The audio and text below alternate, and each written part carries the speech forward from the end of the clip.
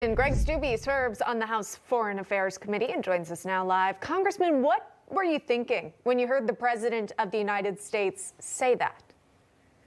Well, cultural norms doesn't describe slavery and camps and genocide and the things that we know are going on in China.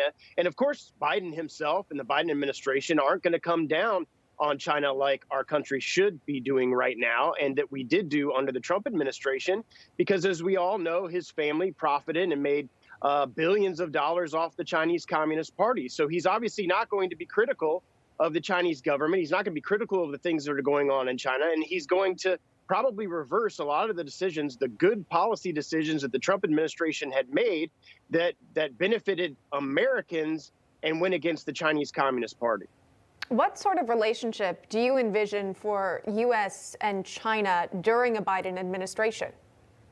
Well, I think they're going to be friendly on all things that they can be friendly on. He's probably going to reverse a lot of the trade decisions that the Trump administration made, putting America first, putting American workers first, and going right back to the trade deals that they had in place under the Obama administration before Trump took office. So we're going to see a reversal on a lot of those great American first policies that the Trump administration put into place, that now Biden's going to, under his administration, going to reverse a lot of the great strides and great progress that we have made as American first policies. Well, let's talk about some policy going on stateside here. The Biden team actually did a bit of damage control, some are saying, over their coronavirus messaging, including one exchange yesterday where they struggled to explain why California is doing no better than your home state of Florida, despite their strict lockdowns and Florida staying open. Watch this. California basically in lockdown, and their numbers aren't that different from Florida. Well, good morning, Stephanie. Look, there's so much of this virus that we think we understand, that we think we can predict, that's just beyond, a little bit beyond our explanation. What we do know is that the more careful people are, the more they mask and social distance, and the quicker we vaccinate, the quicker it goes away and the less it spreads. But we have got to get better visibility into variants. We don't know what role they play, large events, et cetera. But, this is, as we all have learned by this time, this is a virus that continues to surprise us. And that was a White House advisor, Andy Slavitt, on MSNBC there. He says the coronavirus is just too unpredictable. Is that a good enough answer for you? No, absolutely it's not. And it's clear based on his answer and his avoidance of the direct question from the questioner that they have no idea what exactly they're doing. And they know that the lockdowns and mask mandates and keeping children out of schools doesn't work.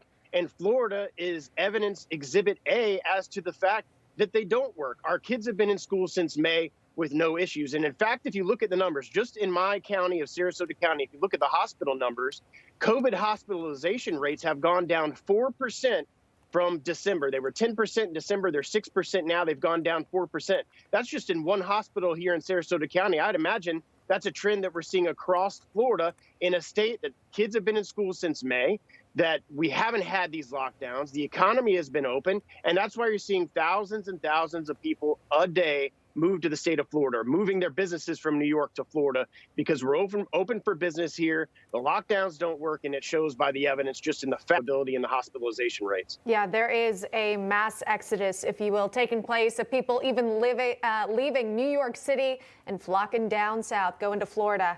Want to talk to you about the House Foreign Affairs Subcommittee. We've learned that Congresswoman Ilhan Omar has been tapped as the vice chair of the committee. What are your thoughts on that leadership role she's taking?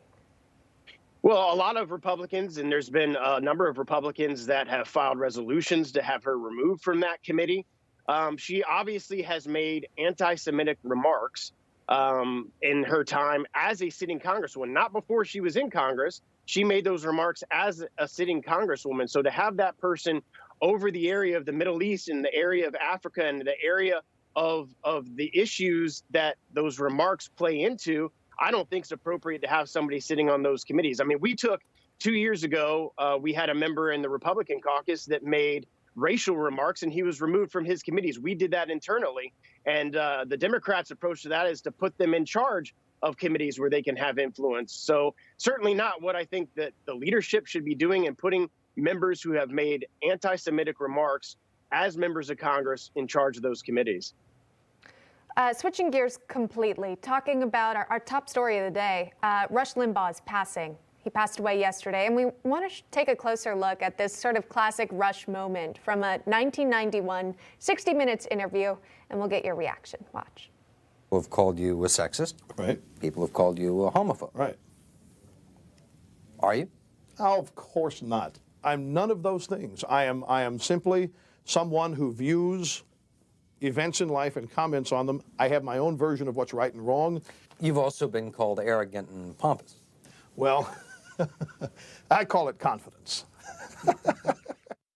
And millions of people love listening to him. How are you remembering Rush today? Well, no one will ever be able to replace his voice on radio. He was an irreplaceable voice on radio, irreplaceable voice for the conservative movement. His viewpoints on things guided policy decisions by lawmakers because he had such a huge following. And I think it's excellent that President Trump, before he passed, was able to award him the Presidential Medal of Freedom. And only President Trump could get 250 Democrats at the State of the Union address to attend Rush Limbaugh's award of the Presidential Medal of Freedom. So I think it's a great tribute to him from President Trump before he passed and before President Trump was out of office to award the Medal of Freedom to Rush Limbaugh, because there's not anybody in the conservative movement and in radio that deserves that honor better than Rush. Yeah, it was a very moving moment to watch as that award took place. Congressman Greg Steube joining us live here on the program. Congressman, always great to see you. Thanks so much. Great to see you. Thanks for having me. You got it.